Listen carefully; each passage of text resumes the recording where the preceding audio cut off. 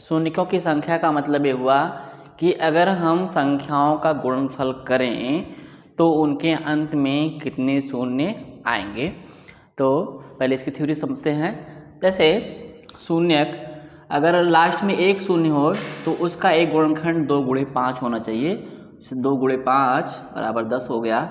इस तरीके से अगर 2 गुणे 5 करते हैं फिर 2 गुणे 5 लेते हैं तो इसका गुणनफल हमारा 100 हो जाएगा। इस तरह से 2 गुणे 5 फिर 2 गुणे 5 लेते हैं फिर 2 गुणे 5 लेते हैं तो इसका जो गुणनफल हो जाएगा 1000 हो जाएगा।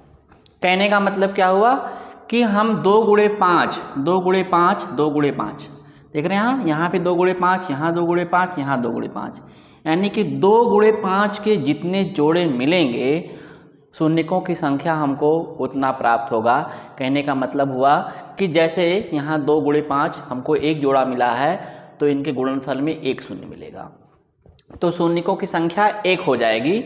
और यहाँ देख रहे हैं 2 गुणे 5 2 गुणे 5 2 जोड़े मिल रहे हैं और देख भी रहे हैं अंत में हमको 2 शून्य मिल रहा है। उस तरीके से देखेंगे यहाँ पर 2 गुणे 5 2 गुणे 5 2 गुणे 5 3 हमारे जो है जोड़े मिल रहे हैं तो शून्यकों की संख्या 3 हो गई। कहने का मतलब क्या हुआ कि अगर हमको शून्यकों की संख्या ज्ञात करनी है तो सर्वप्रथम हम देखेंगे कि उसमें 2 गुणे 5 कितनी बार हमको मिल रहा है। जैसे एग्जाम्पल लेके हम एक प्रूफ देखते हैं। जैसे 1 गुणे 2 गुणे 3 गुणे 4 गुणे 5 इस तरह से गुणे 10 करते हैं कि गुणनफल में अगर हमको निकालना है कि गुणनफल में शून्यकों की संख्या ज्ञात करनी है, शून्यकों की संख्या ज्ञात करनी है तो देख रहे हैं यहाँ एक 5 हमको यहाँ से मिलेगा और हमको 10 से एक 5 मिलेगा। इसको हम 2 गुणे 5 लिख सकते हैं। तो यहाँ 5 हमको कितना मिलेगा 2 मिलेगा तो इसके शून्यकों की संख्या हमारी कितनी हो जाएगी 2 हो जाएगी। ठीक है, यानी कि हम चेक ये करेंगे कि 5 कहाँ कहाँ मिल रहा है और उसके साथ 2 को भी हम चेक करेंगे कि 2 हमारे 2 मिल रहे हैं कि नहीं, 2 बार मिल रहा है कि नहीं मिल रहा है। तो 1 2 यहाँ से मिलेगा, 1 2 जो है 2 2 यहाँ से मिल जाएगा। तो 2 की संख्या अगर लगातार संख्याएं हैं तो 2 की संख्या ज्ञात करना बहुत इंपॉर्टेंट नहीं लगता है। हमको अगर 5 की संख्या मालूम हो जाए आसानी से तो हम बता सकते हैं कि शून्यकों की संख्या कितनी होगी। और भी तरीके हैं हमको 5 की संख्या ज्ञात करने के लिए। देखिए, जैसे अगर हमको 5 की संख्या ज्ञात करनी है कितने 5 आएंगे या 5 की अधिकतम उच्चतम घात क्या होगी, अधिकतम घात क्या होगी, जैसे भी एक क्वेश्चन आगे हम करेंगे। तो यहाँ पर देख रहे हैं सबसे बड़ी संख्या हम ले लेते हैं 10 ले लेते हैं और हम जिसकी भी घात ज्ञात करना है उच्चतम घात क्या होगी, यानी कि वह संख्या कितनी बार आएगी, इसको ज्ञात करने के लिए हम क्या करेंगे उसी संख्या से हम जो है बड़ी संख्या में भाग करते हैं। तो यहाँ बड़ी संख्या हमारी 10 है, 10 में हम 5 से भाग करेंगे और यहाँ पर भागफल लिखेंगे।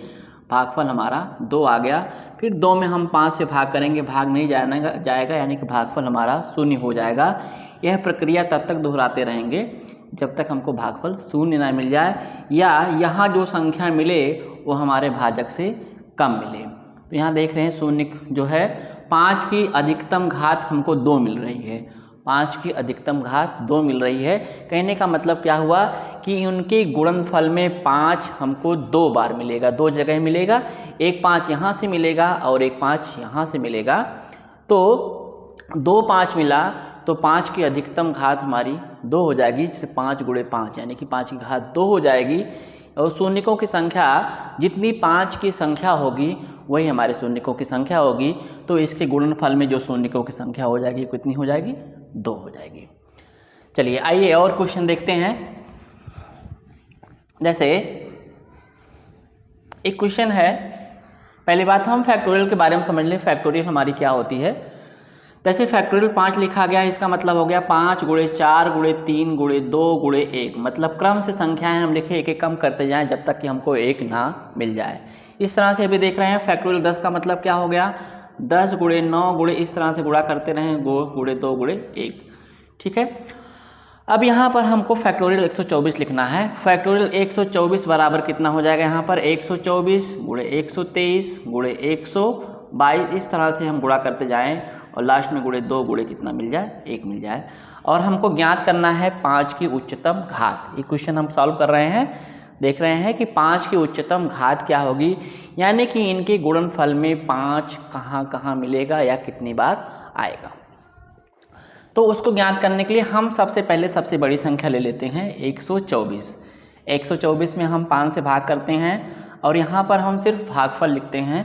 5 दूना 10 हो गया और 5 चौक 20 हो गया। शेषफल से कोई मतलब नहीं होता है, शेषफल हम छोड़ देते हैं। फिर यहाँ पर हम 25 24 लिए और 24 में हम फिर 5 से भाग करेंगे।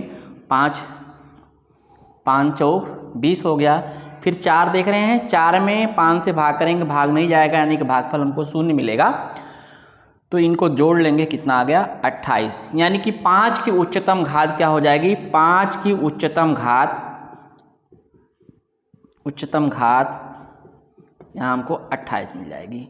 अगर आपसे पूछा जाता कि इसके गुणनफल में शून्यकों की संख्या कितनी होगी, तो जितना 5 की उच्चतम घात आएगी वही हमारे शून्यकों की संख्या हो जाएगी, क्योंकि देख रहे हैं 1 2 3 इस तरह से हमारी क्रमागत संख्याएं दी गई हैं।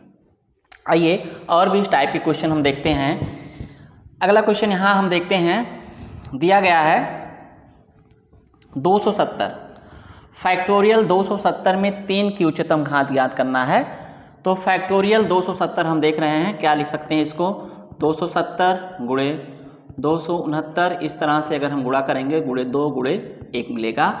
तो सबसे बड़ी संख्या हमारी 270 है। 270 में हम 3 से भाग करेंगे, यहाँ कितना आ जाएगा 90 आ जाएगा।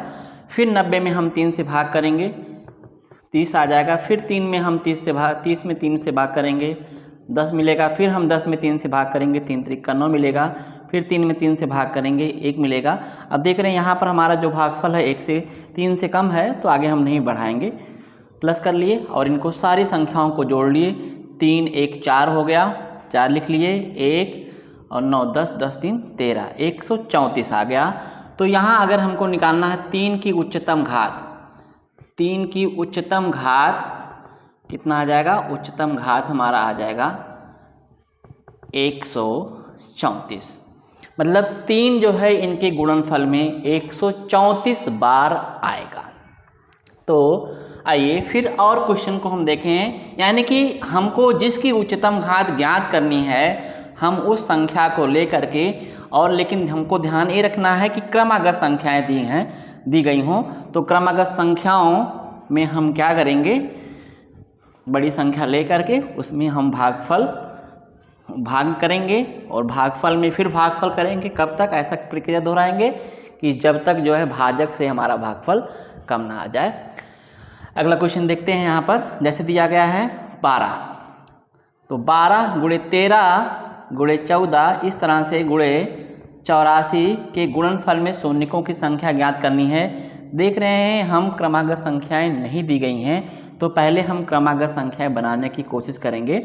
तो अगर हम चाहें तो 1 गुणे 2 गुणे 3 इस तरह से हम कर लें, गुणे यहाँ 11 और उतना ही माइनस कर दें, 1 गुणे 2 गुणे 3 गुणे इस तरह से कर लें हम, तो 11 आ जाएगा। तो यहाँ हम शून्यकों की संख्या आप निकाल सकते हैं। 84 मिल गया। 84 में हम 5 से भाग करेंगे, तो आप देख रहे हैं 5 एकम 5 आ गया और 5 3 8 0, 5 36 6 बार जाएगा। फिर 16 में हम 5 से भाग करेंगे, ठीक है, 5 यहीं 15 जोड़ लेंगे, यहाँ पर कितना, यहाँ पर जोड़ लेंगे, आ गया हमारा 19।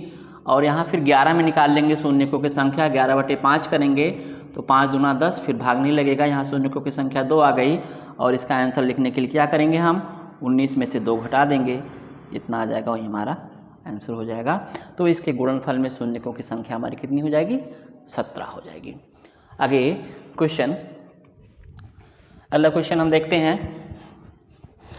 यहाँ पर दिया गया है, क्वेश्चन मिटाते रहें,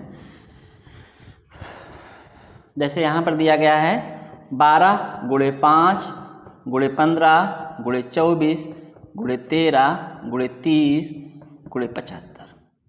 ये हमको निकालना है। तो हम देख लें पहले, सबसे पहले 5 हमको कहाँ कहाँ से मिलेगा। यहाँ पर देख रहे हैं 5 यहाँ मिल रहा है, इसको हम 3 गुणे 5 लिख सकते हैं, तो एक 5 यहाँ से मिल जाएगा। 30 को 5 गुणे हम 6 लिख सकते हैं, एक 5 यहाँ से मिल जाएगा। 75 को हम यहाँ देख रहे हैं 25 तियाँ 75 होता है, तो 5 गुणे 3 लिख सकते हैं। तो यहाँ पर देख रहे हैं एक 5 यहाँ पर, एक 5 यहाँ पर 2 हो गया, एक 5 यहाँ पर 3 हो गया, 3 2 5, टोटल हमारे कितनी बार आए 5 की उच्चतम घात आ गई 5, तो आंसर हमारा हो गया 5। तो इसके शून्यकों की संख्या हमारी कितनी हो जाएगी 5 हो जाएगी। 2 मिल जाएगा, यहाँ से चेक कर लेंगे क्या 2 5 मिल रहा है, 5 बार मिल रहा है। तो उसके लिए हम क्या करेंगे, देख रहे हैं यहाँ पर 3 गुणे 2 गुणे 2, तो 2 बार यहाँ से 2 मिलेगा। 24 8 त्रिक 24 होता है, तो देख रहे हैं 3 गुणे 2 गुणे 2 गुणे 2, तो यहाँ पर 2 और यहाँ पर 2, हमको 5 2 ही की ज़रूरत है, बाकी यहाँ से भी 2 मिलेगा, यहाँ पर एक 2 मिलेगा। लेकिन हम अगर देखें कि 5 और 2 के जोड़े हमको कितने मिल रहे हैं, देख रहे हैं 5 मिल रहे हैं, तो यहाँ पर शून्यकों की संख्या हमारी कितनी आ जाएगी 5 आ जाएगी। आइए अगले क्वेश्चन पर फोकस करते हैं। जैसे अगला क्वेश्चन है यहाँ पर फैक्टोरियल 47 में हमको शून्यकों की संख्या ज्ञात करनी है, तो इसको लिख सकते हैं 47 गुणे 46 गुणे 45, इस तरह से हम गुणा करके लास्ट में 2 गुणे 1 कर सकते हैं। तो देख रहे हैं यहाँ सबसे बड़ी संख्या हमारी है 47, तो 47 में हम क्या करेंगे 5 से भाग करेंगे, क्योंकि क्रमागत संख्याएं दी गई हैं, इसलिए 5 से भाग करके हम देख लेंगे कि 5 की उच्चतम घात हमको क्या मिलेगी। तो 5 9 45, 9 बार जाएगा, फिर 9 में हम 5 से भाग करेंगे, 5 एकम 5, ठीक है, और फिर इनको हम जोड़ लेंगे, आ गया हमारा 10। तो यहाँ से 47 में शून्यकों की संख्या कितनी हो जाएगी 10। फैक्टोरियल 47 में शून्यकों की संख्या हमको 10 मिल गई। इसी तरीके से हम फैक्टोरियल 125 में भी निकाल सकते हैं। फैक्टोरियल 125 बराबर क्या हम मिलेगा हमको 125 गुणे 124, इस तरह से करेंगे, गुणे लास्ट में 2 गुणे 1 आ जाएगा, तो सबसे बड़ी संख्या हमारी 125 हो जाएगी। और 125 में हम 5 से भाग करेंगे, यानी कि 5 की उच्चतम घात निकालेंगे। तो यहाँ देख रहे हैं 5 दूना 10, पंचम 25, फिर 25 में 5 से भाग करेंगे, 5 आ जाएगा, फिर 5 से भाग करेंगे, 5 में 5 एकम 5, जोड़ लेंगे तो 25 35 और 1 31, देख रहे हैं यहाँ पर 31 आ रहा है। आंसर हमारा क्या हो गया, शून्यकों की संख्या 31 हो जाएगी। अगला क्वेश्चन देखें, अगला क्वेश्चन देखें, यहाँ पर दिया गया है 10 की घात 1 गुणे 10 की घात 2 गुणे 10 की घात 3, तो इस तरह से हम देखते हैं गुणे 10 की घात आपको दिया गया है यहाँ पर 10, और निकालना है शून्यकों की संख्या। तो यहाँ से हम चेक करें, तो यहाँ से हमको क्या मिल जाएगा 5 गुणे 2 घात 1, और यहाँ से 5 गुणे 2 की घात 2 मिलेगा। इस तरह से 5 गुणे 2 की घात 3 मिलेगा, और इस तरह से करते जाएंगे, और यहाँ क्या मिलेगा 5 गुणे 2 की घात 10 मिलेगा। तो हमको 5 कितनी बार मिलेगा ये हम चेक कर सकते हैं। 5 की घात यहाँ से मिल गया, और 5 की घात यहाँ देख रहे हैं, 5 की घात 2 यहाँ, और 5 की घात 3 यहाँ। इस तरह से अगर हम देखते हैं, और यहाँ पर 5 की घात 10 मिलेगा, तो 5 की घात 1 से हमको 1 5 मिलेगा, 5 की घात 2 से हमको 2 5 मिलेगा, 5 की घात 3 से हमको 3 5 मिलेगा, और यहाँ 5 की संख्या हम लिख रहे हैं। और ये इस तरह से हम 5 की घात 4 देखेंगे, 4 मिलेगा, 5 की घात 5 देखेंगे तो 5 बार मिलेगा, 5 की घात 6 में हमको 6 मिलेगा, 5 की घात 7 देखेंगे तो 7 बार मिलेगा, और 5 की घात 8 देखेंगे तो हमको 8 बार मिलेगा, और 5 की घात 9 देखेंगे तो हमको 9 मिलेगा, 5 की घात 10 देखेंगे तो हमको 10 मिलेगा। वैसे भी देख रहे हैं यहाँ पर 1 आएगा, 1 आएगा, तो इन्हीं संख्याओं को हम जोड़ लेंगे, यानी कि 1 धन 2 धन 3, इस तरह से हम देखेंगे 10 तक। तो n प्राकृतिक संख्याओं का हम जानते हैं योगफल क्या होता है, n प्राकृतिक संख्याओं का योगफल, प्राकृतिक संख्याओं का योग हम जानते हैं, संख्याओं का योग हमारा होता है n इंटू n प्लस 1/2 होता है, ठीक है। तो यहाँ अधिकतम संख्या 10 है, तो 10 गुणे 10/10 में हम 1 जोड़ देंगे, 10 1 11/2, और यहाँ 5 आ गया, और यहाँ पर 11 आ गया, 11 25 55। तो यहाँ पर शून्यकों की संख्या 25 मिल गई। तो इस तरह से हम बहुत सारे क्वेश्चन के आंसर मतलब ज्ञात कर सकते हैं, शून्यों की संख्या ज्ञात कर सकते हैं। अगर आपको वीडियो अच्छी लगे तो लाइक करिए और सब्सक्राइब करिए। धन्यवाद।